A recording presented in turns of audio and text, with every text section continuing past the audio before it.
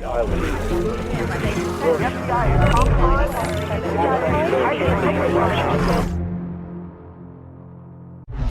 protests have swept across the former Eastern Bloc in the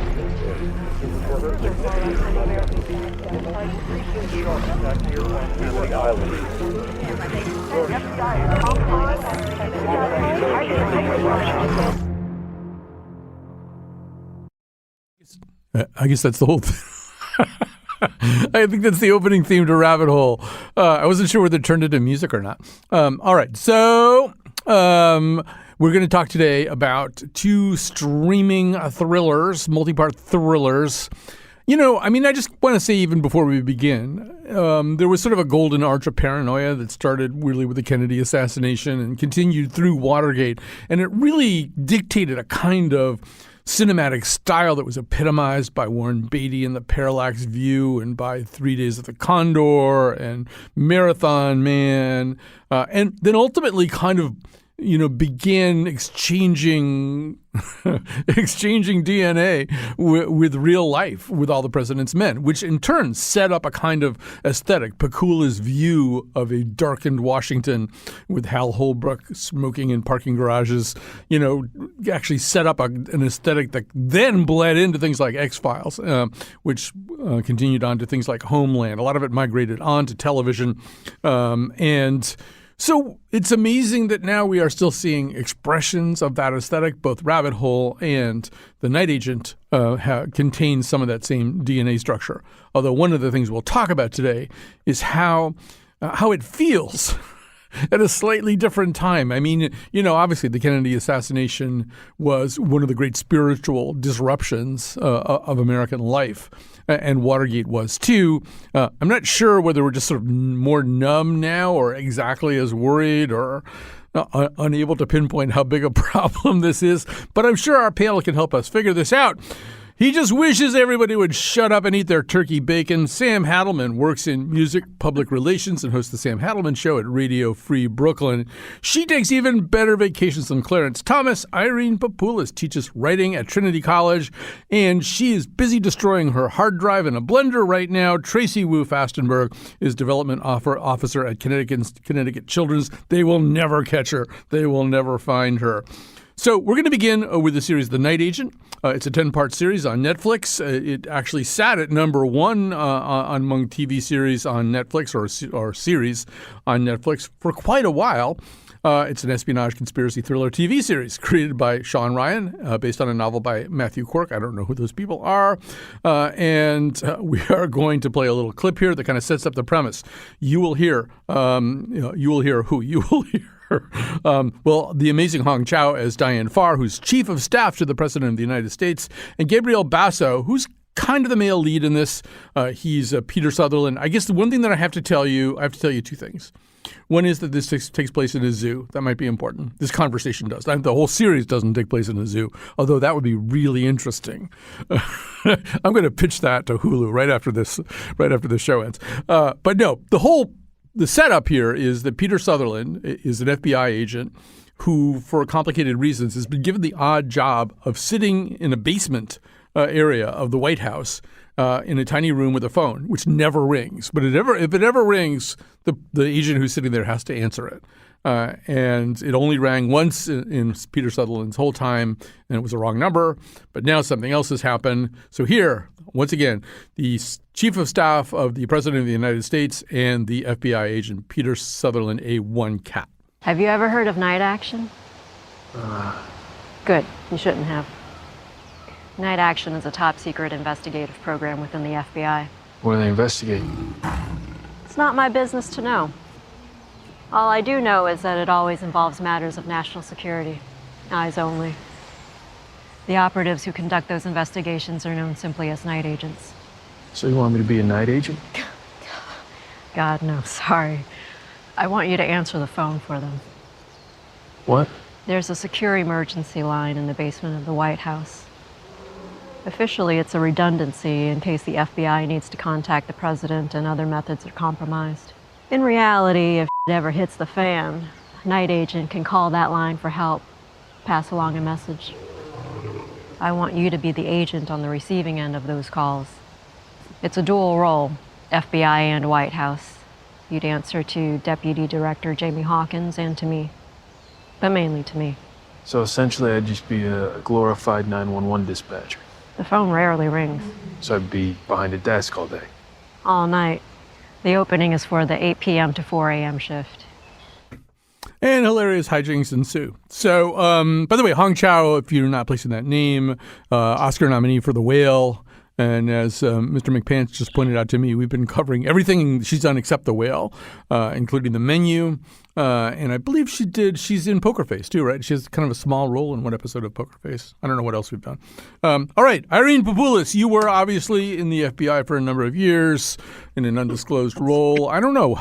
Tell me a little bit about how you and the night agent got along.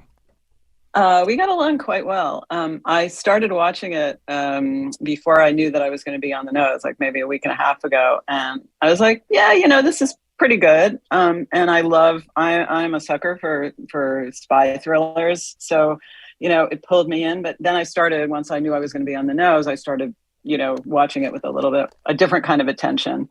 But I'm interested in the way that it tried to subvert, there's like the usual male hero pattern with the woman who's trying to understand him and, et cetera. But this subverted that a little bit, maybe not as much as it thought it did, but it was interesting how it was trying, there were women in some prime roles and it's fun.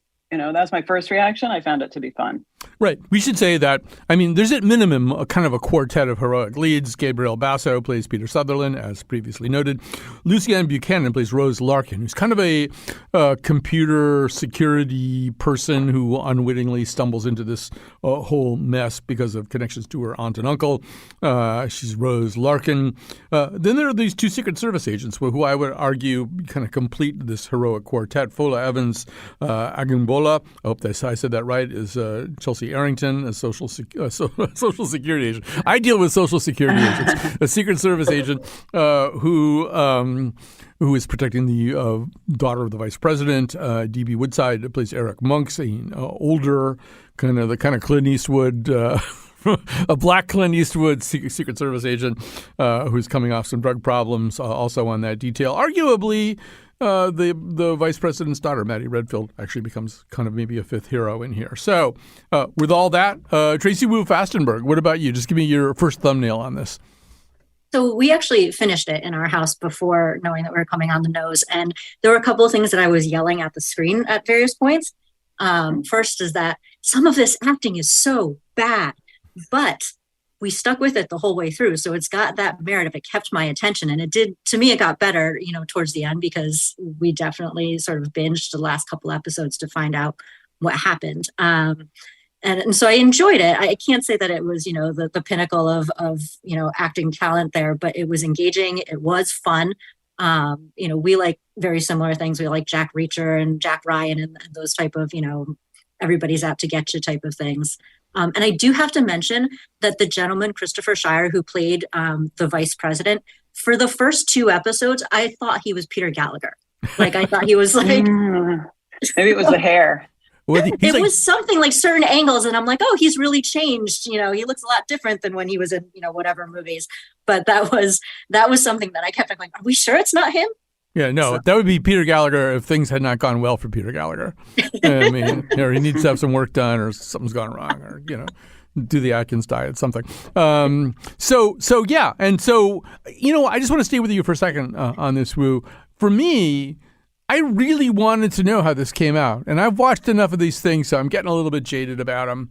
I thought they did a pretty good job of, you just said you kind of had to binge the end. You just had to know how it comes out. I don't always have that reaction to this kind of material these days.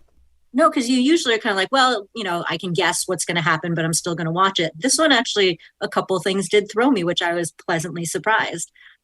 So yeah, it was definitely one of those bingeable things that you have to find out what happens. And I agree with Irene that they did try to do something different with the female characters. Not sure it was 100% success, but I definitely appreciated the effort and some of the successes of it. Yeah. So now, Sam, you're a little bit of the naysayer on this. Actually, this is Sam's new Netflix series. It's called The Naysayer. A lot of people are after him. and he gets away. So tell us your reactions. Yeah, so I guess I'm kind of the odd one out where like I didn't watch this before the nose. But yeah, I was super bored. I was super bored the whole time. I think that, maybe if the spy thriller TV genre wasn't so packed out right now, you have like Jack Reacher, Slow Horses, The Old Man. It's kind of just become this running theme of Netflix, Hulu, streaming networks doing these like little 8 to 10 episode spy shows. If it weren't for that, maybe I'd be more interested. But the acting was so milquetoast. I mean, the lead was not gripping at all. I'm usually not this harsh on shows like that, but I was just like, maybe it's just because I watched Rabbit Hole first and I prefer that type of spy show, me personally. But yeah, I don't know. And it's funny that you brought up Marathon Man and kind of how the political temperature informs spy thrillers of the time. I thought it was really interesting that both shows like focused on data and deep state and far right media. Like it's interesting that like as that stuff is amping up in American life, you see it amped up in television, specifically in like a spy thriller. I also thought like the gender dynamics, as Irene and Wu have brought up, were interesting and challenging, but I don't know. I would have liked to see that jump of like maybe making the lead something like that rather than other members of the ensemble cast. But yeah, I was not enthralled, was not interested enough to know or binge what happened at the end. Wasn't for me. I do want to say that like this, it sounds like the series you want to watch is Homeland, and Homeland did a lot of these things that we're talking about right now. Probably a little bit better with a fancier cast. I mean, when you've got Claire Danes and Mandy Patinkin and kind of the out front roles and F. Murray Mayrum, you're hitting off a different set of teas. But they also did the right-wing media thing, in a way that wasn't just sort of playing around with it a little bit. I mean, that became a major theme in the series, the way in which maybe a right-wing commentator can really fuel some of these problems. But yeah, we should talk a little bit about this. I thought maybe we would wait until the second segment, but since Sam has got us going in this direction, let's talk about it now. I do want to say that if we have time, we'll also talk today about the ban at this station on astronauts, this show, against having astronauts as guests. And in a way, this is, in a way, Jonathan McNichol, the producer of The Nose, who's also the person who wants to get astronauts on this show, very similar to Peter Sutherland and John Weir, the character played by Kiefer Sutherland, which is very complicated. They are people trying to extract justice from an oppressive system with mysterious rules. And I don't allow astronauts on this show, but we can talk about that if there's time in the second segment. But Irene, I don't know. I started this whole thing off by talking about everything from JFK to Watergate. I sort of see us in a very, very different place right now as a society. And I'm wondering how this kind of material bumps up against reality, because unlike a lot of other things, this material traditionally is some kind of gloss or reflection on an existing reality. Certainly in the 60s and 70s, especially the 70s, it was. Well, remember the Mueller report? Yes.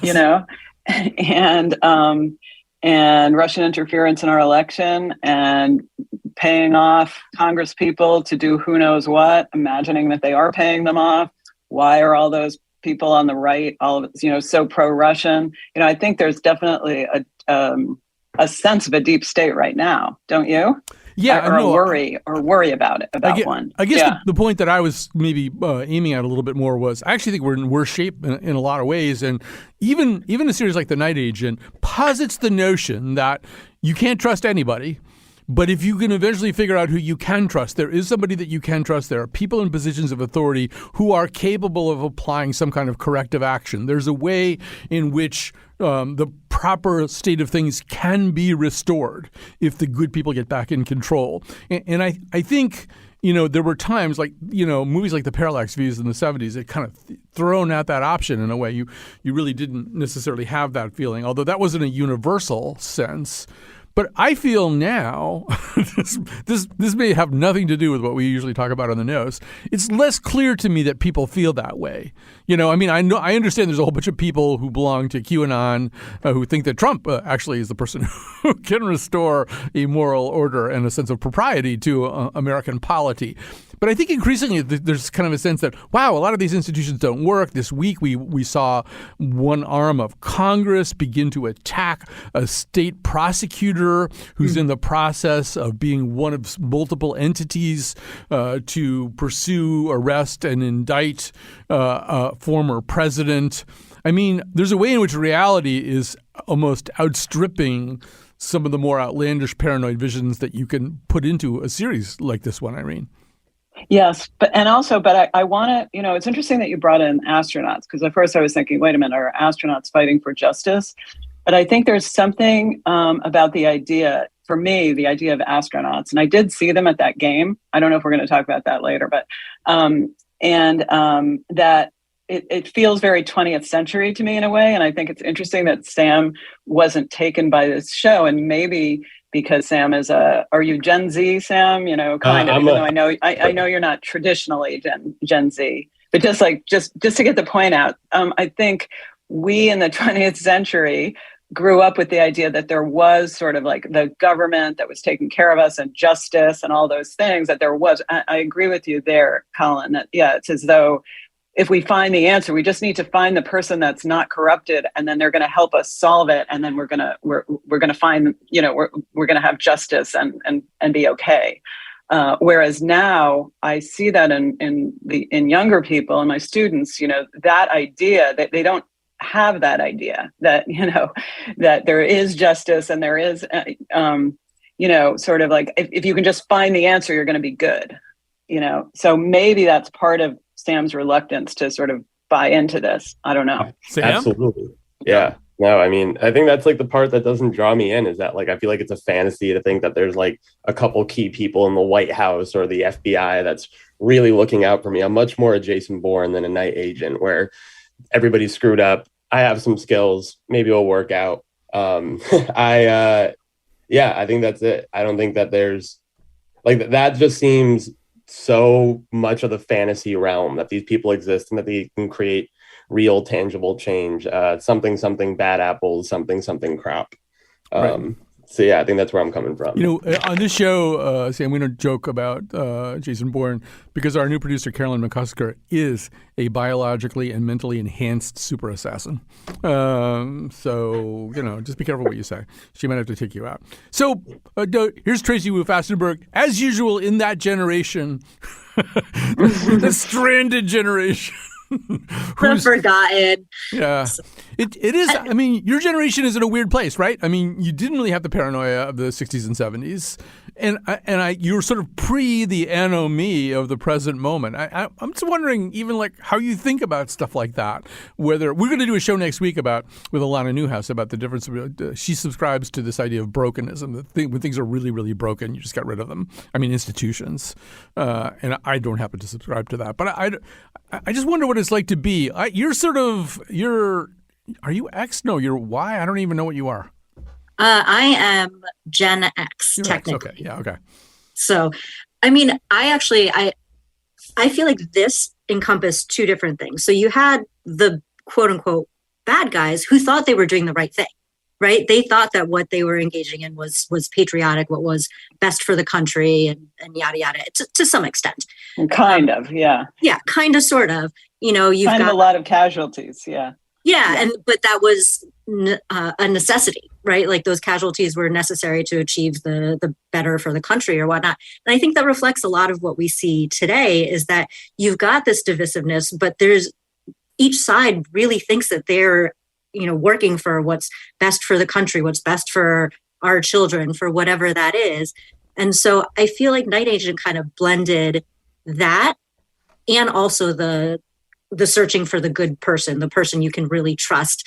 And I feel like Hong Chau's character was a great way to reflect sort of all of that encompassed in one, where, you don't always have 100% good, but you don't have 100% bad either. It was very human there. And I think that also probably represents Gen X too, where we get the idea of having, the hero, the good person, the person you can trust, but also, we're very much enmeshed in the time where everything's sort of messed up, but everybody thinks they're in the right.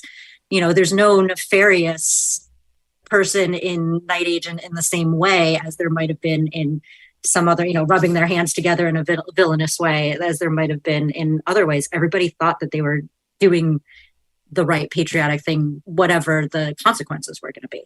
Right. I should say, several people have mentioned the bad acting in this. I think Hong Chow maybe gets a pass on some of that. That's not a particularly coherently written part. And as things start to devolve, it just becomes a series of F-bombs like this. She has lines that are basically F this effing cluster F. But she delivered them actually really well, given what she was given. Yes, she gets some music out of that. And if there's a really interesting kind of layered character in there, it's hers, Diane Farr, and she's interesting to watch. I just wanted to stay with you on this for a second, Wu, because I think what I hear and what you're saying is something that I find myself thinking a little bit lately, which is that increasingly the narratives of the paranoid right, the QAnon kind of people who believe that sinister things are going on in pizza restaurants, and that are being somehow or other sanctioned or maybe even shielded by people like Hillary Clinton. I mean, they're closer. They would look at a series like these two series and go, yeah, that is what's happening. Or something like what's happening, and we feel like maybe Charlie Kirk or somebody can save us. I have a little bit of a discomfort with that. This is no longer a liberal critique of power, and although I think this series is meant to be a liberal critique of power. Am I making any sense at all? Yes. I think the series is meant to be that way, but you can see in it that, these people try to rationalize the quote unquote bad guys. I always hate that phrase, are trying to rationalize what it is because they have what they believe to be the right intentions. All right. So we're going to take a break here. We got another series to talk about. It's called Rabbit Hole. I'm not going to say anything about it just yet. We'll take a break. We'll come back.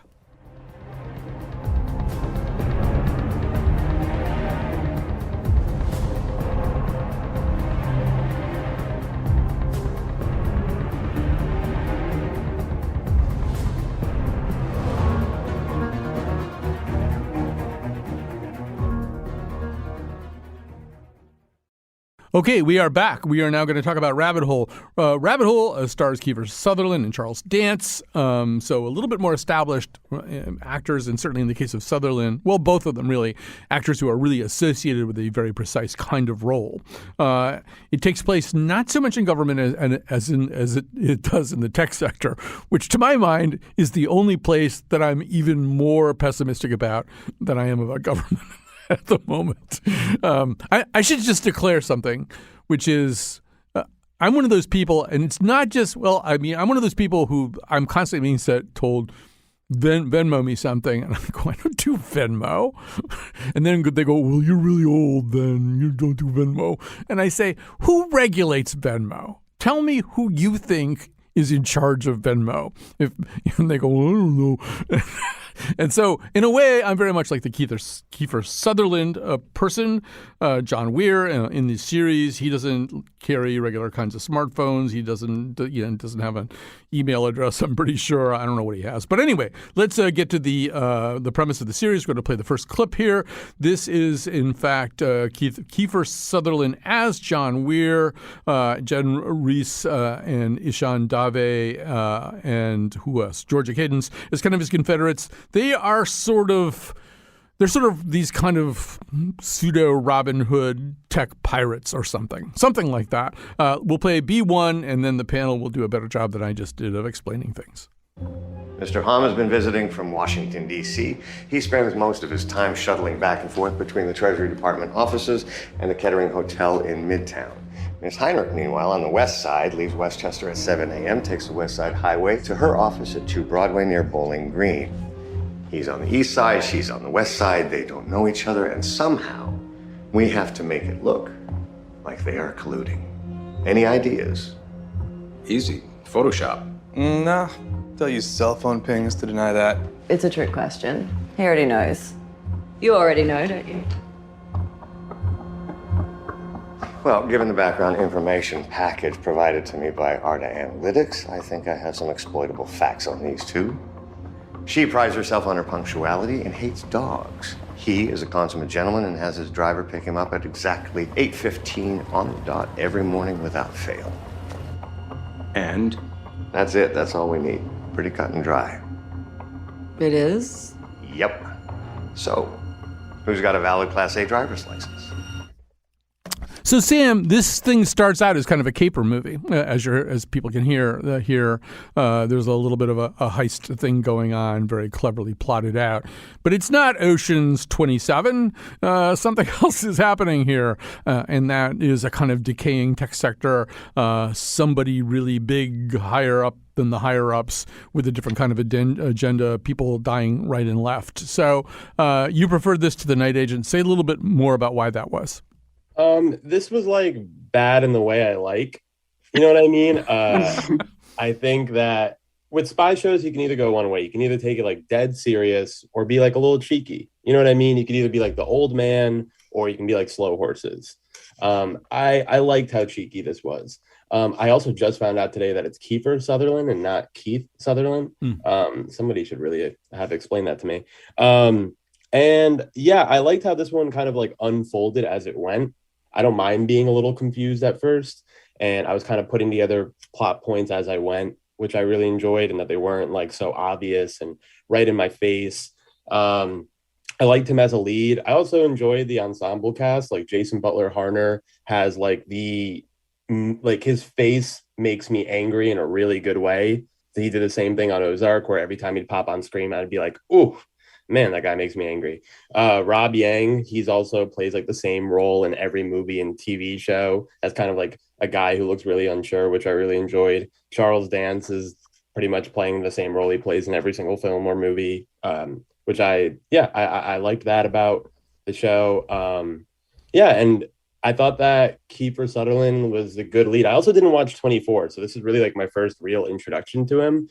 But I thought that it was well-paced, nice plot development. I would have liked a little more action. And I think that they kind of were a little heavy-handed with the twists at the end. I thought that was a little bit much, but overall, yeah, worth the $7 that I paid for Paramount Plus for no reason. There's other good things. You can watch Picard now, and that's season 3 of Picard is every bit as paranoid as these series are. It's all trust no one, except it's Starfleet. We used to believe in Starfleet. Now they're compromised. So, Irene, I don't know. Well, first of all, I'm not even sure I know what you thought about this particular series. So let's start there. I liked it. I don't know if I would compare the two. The first one was much more easy to watch and sort of simple, but whereas this one was much more textured and complicated. So I kind of like that part of it. I just want to comment on the quote on the scene that you played, because what they said about Photoshop, they dismissed that right away. We can't use that because you can trace it. And that was before they made that before ChatGPT. And I was thinking that since ChatGPT came out in force last fall, that's where our paranoia is now. You know, it's not even people that we're paranoid about. It's the machines and what they can do. So it's sort of like we've already taken a step beyond this world. But anyway, that's just what occurred to me while I was listening to it. I think, I mean, if you've never watched 24, if you watch 24, Sam, you won't be surprised, because it's basically the same guy. I mean, it's like Kiefer doing his thing, the way he squints his eyes when he's upset, and but he's very, very appealing, I think, as a hero. He pants when he's thirsty. Yes, he pants when he's thirsty. He has this deep longing inside him for something, that you can see, and he's just all confused, and his past is vexed, and his father, and he's kind of an orphan, and he can't trust anyone, and and he's just like trying to do something, but the world never really lets him do it the way he wants to do it. And so in a way, that is still the beating heart of this, like it was the beating heart of 24. It makes me, I'm interested in just kind of like that sort of classic male narrative about, especially the orphan, the feeling that he's an orphan, and, he's longing for his father in a way, and he learned that he can't trust anyone. And so I see it through that psychological lens. And I don't want more action. I like more other kinds of like characterization, and I found it kind of interesting for that. Yeah, actually, if you want more action, watch 24, which is up somewhere now. Well, yeah. Somebody's hosting it right now. I don't know which platform it is. I just want to say before we go to Wu on this, I feel like the difference is here. I don't think Kiefer Sutherland can handle this load here. I mean, he could handle Jack Bauer because, and basically, you're correct that he's using his Jack Bauer chops to play this role. But this role is supposed to be this kind of quirky loner, who doesn't trust cell phones and everything like that, and is a little bit more. He's kind of more of a tech introvert. He's. And yes, we should say both of these series, The Night Agent and Rabbit Hole, are about sort of orphaned people who are searching for some kind of redemptive view of their fathers. I don't know. This is written as a slightly more complicated role than Jack Bauer, and I don't think it's getting a slightly more complicated performance out of Kiefer Sutherland. But yes, indeed, Tracy Wu Fastenberg, what do you have to say about this? I mean, I think I brought this up in our exchanges before this, but both of these characters and so many of these types of things, the daddy issues, just like, both male main characters here had issues with their fathers, and it's sort of, and that influences, what they're doing now and whatnot. And I'd love to see something a little more creative than that, because it seems like a very easy go-to. But I enjoyed this, and I would agree that there should be more to this character than Sutherland is giving to it, especially given that they're handed like some of these, the paranoia part, the little more complicated bits and everything. He's got a backstory that, you would think would come out a little differently as an adult, through the acting, but it's enjoyable. I'm liking it. I do love me some Charles Dance, and I feel like trying to think of a role that I've seen him in, and he has a very long career where he didn't come off as a little creepy, and he does that really well. Jewel in the Crown. All right, we'll give that a shot. I was actually going back through his IMDb. I'm like, nope, little creepy there. Nope, little creepy there. Actually, Jewel in the Crown, which is the first place I ever saw Charles Dance, was in the Jewel in the Crown, and I'm wagering it's where the mass audience saw him for the first time, to the extent that a PBS hit series can have a mass audience, and he's really rather decent and elegant and young and handsome. But to the point about Charles Dance, and we're not going to tell you what character Charles Dance plays, because that's a reveal. One thing I want to quickly say about this is that, I said to you guys as we're emailing, all of these things, they do pray to the god of Hitchcock.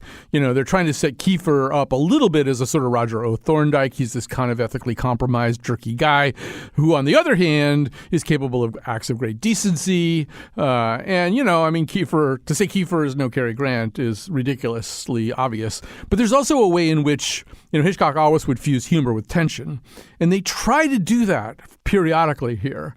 Oddly enough, the person responsible for doing that is Charles Dance, which is not necessarily the most obvious aspect of eat your eggs of his skill set. Yeah, I mean, the jokes are eat your eggs. I hate turkey bacon. But anyway, let's hear a little bit of Charles Dance and Kiefer Sutherland and Jason Butler Harner, the aforementioned person whose face Sam hates, and they're talking a little bit about one of the other premises of this. He's got so much money, it's not about that anymore, it's about power. He wants power. He wants a regime of his own, and he wants it right here. Yeah, come on. How do you know that? Because I wrote the book. Chapter 1, undermine people's faith in the media so they begin to doubt the very nature of the truth. Chapter 2, polarize factions in society.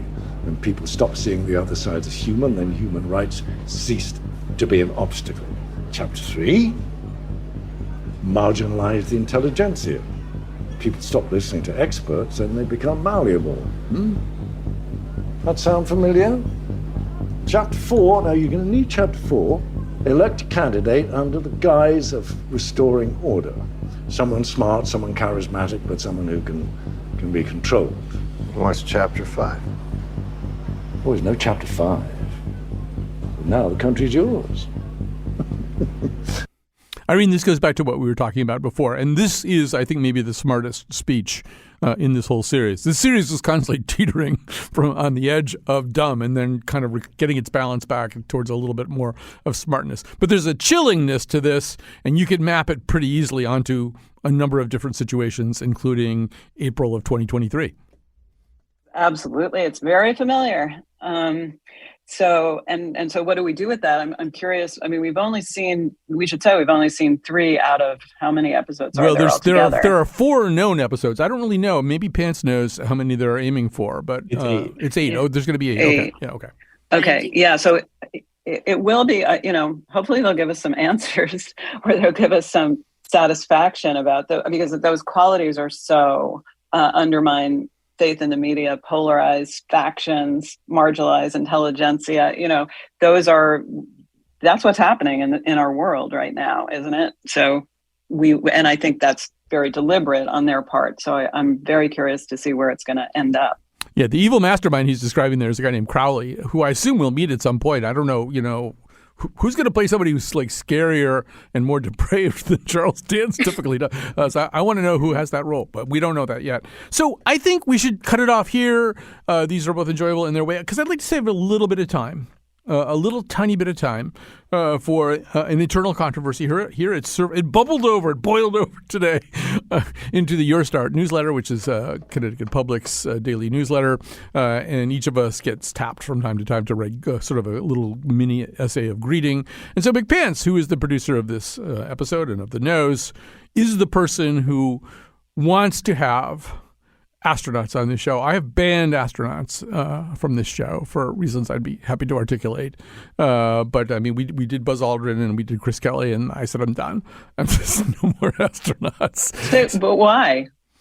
Well, I mean, very quickly, the Buzz Aldrin thing was really, I mean, it's wonderful to have a glorious fiasco. This was really, really just a nightmare.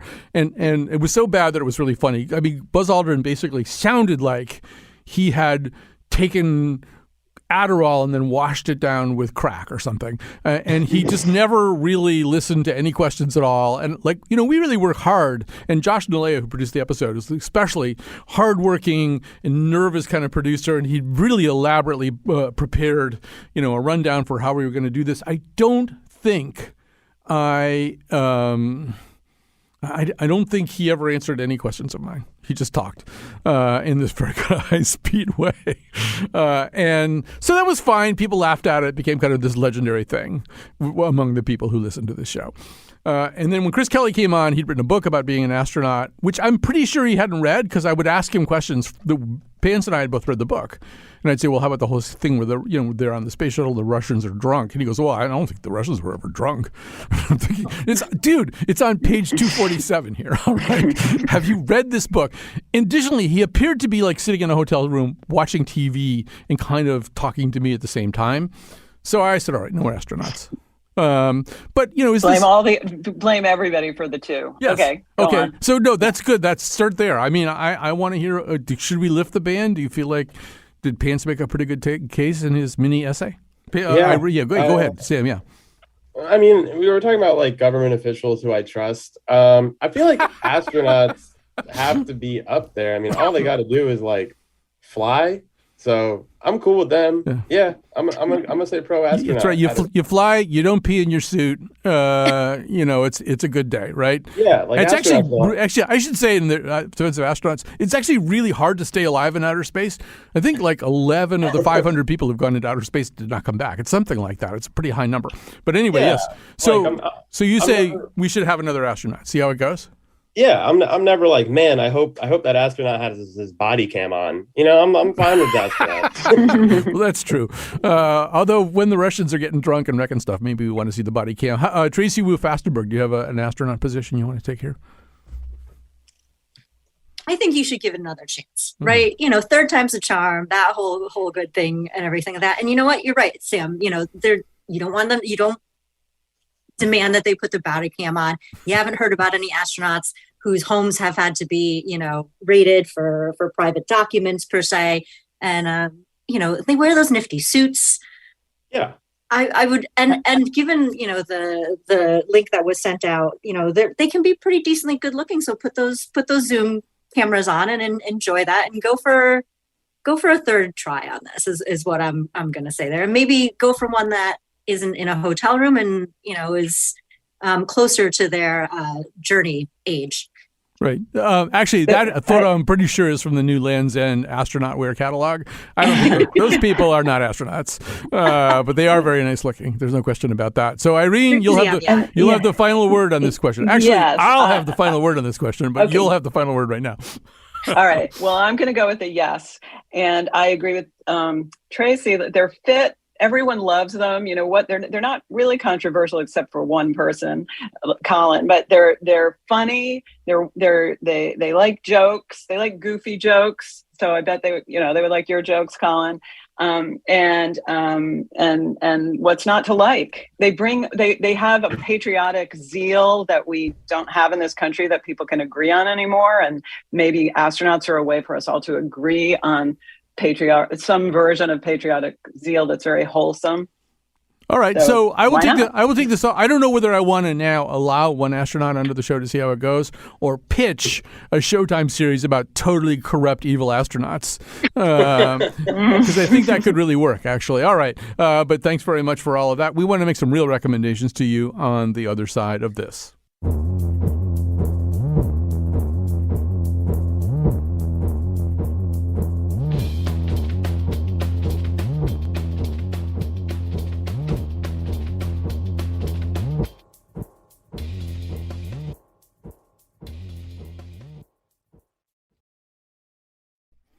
All right, we are back. Kat Pastor is the technical producer of today's show, and Jonathan McPants, who's been name-checked many times already, is the producer of this episode. Now we are going to try to make some recommendations for you, to you. Tracy Wu Fastenberg, why don't you go first? Well, I have finally gotten over the fact that we didn't get the amount of snow that I wanted this winter, and I'm ready for spring. So both of mine have to do with spring and good weather. Elizabeth Park, because they're a wonderful, wonderful place.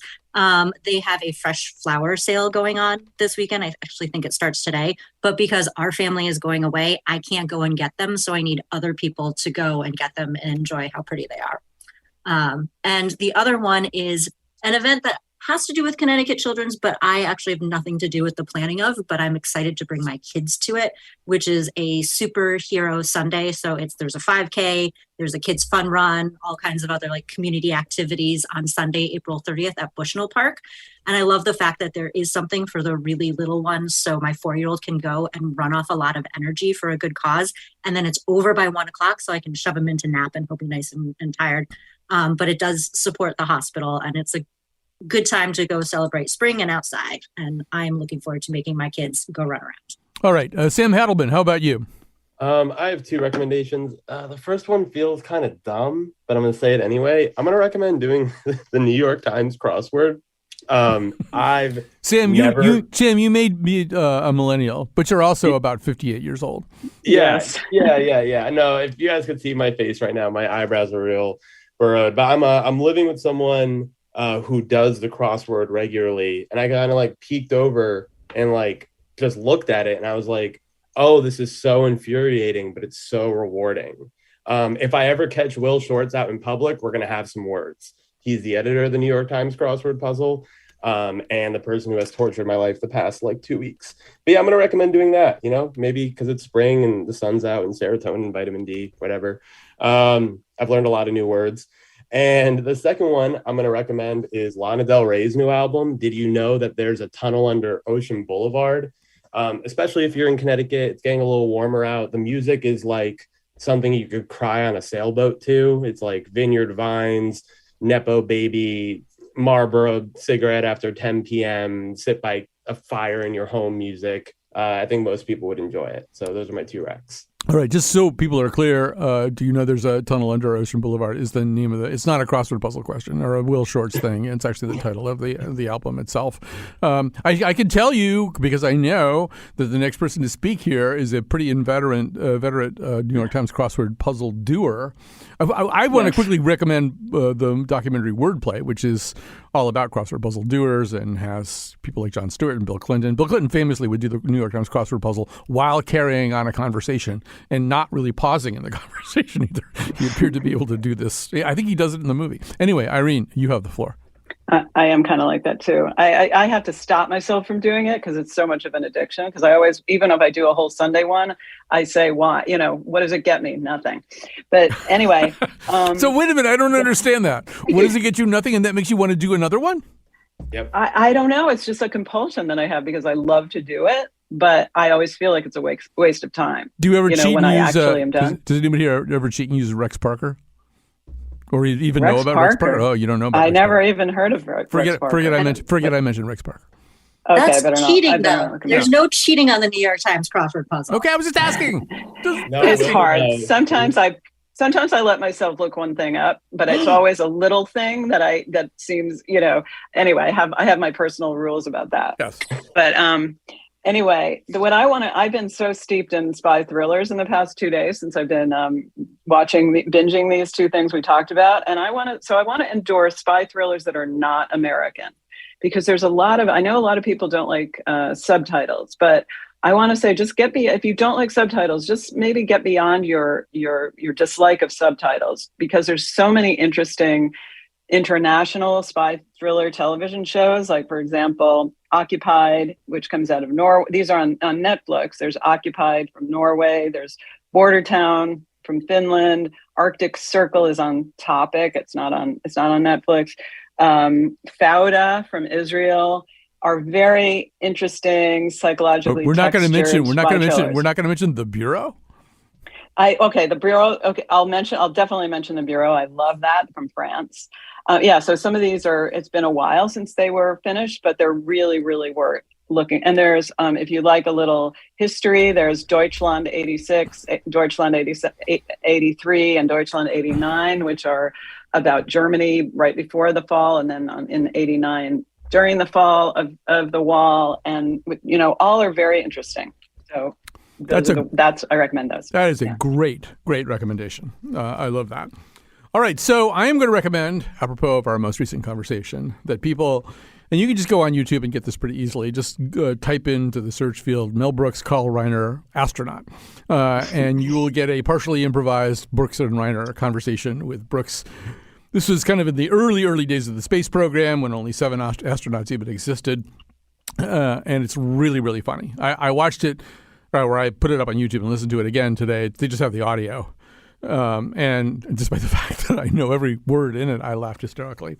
And then Sam may be intrigued by this. And I'm not really endorsing this. I'm kind of endorsing this as an on-ramp. But and I'm not even sure I know how to pronounce his name right. But Thomas Bangalter, let's say, from Daft Punk, has taken a kind of odd turn and has released a piece of symphonic music called Mythologies, which I've listened to. It's today's sort of the day for it. And so I haven't had a chance to listen to the whole thing. I've been listening to it.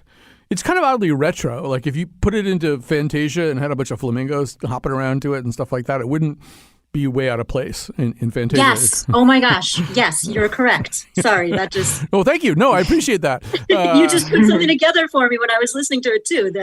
Yeah, it actually sounds older than the Stravinsky or maybe even the Respighi that's in Fantasia. So, but it's very nice, and it's an odd thing for somebody who was kind of a fake robot for most of his career to be doing.